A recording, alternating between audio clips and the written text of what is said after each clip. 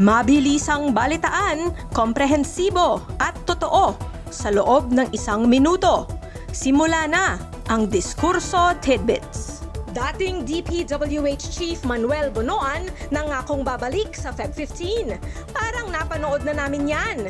Isa ba siyang dakilang asawa sa misis na may sakit o talagang master escape artist lang? 4 na retiradong pulis sabit sa kaso ni Atong Ang.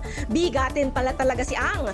Mga NBI at ex-NBI agents ang mga bodyguard at ang inutusan umunong pumatay sa mga missing sabongeros, mga taga-PNP. Sa pina kay Kiko Barzaga, inilabas agad. Ang bilis, 2 araw lang matapos magsampa ng kaso ang negosyanteng si Enrique Razon na ihain agad. Iba talaga pag rich and powerful ang naagrabyado. Kilos agad. Patapos na daw ang maliligayang araw ng ICI? Yan ang binanggit mismo ng Pangulo. Sa palagay mo, nagkaroon ba ng saysay ang ICI?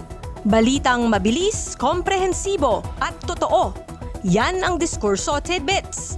Basahin ang tungkol sa lahat ng yan at sa marami pang ibang nakatutuwa at makabuluhang balita sa diskurso.ph.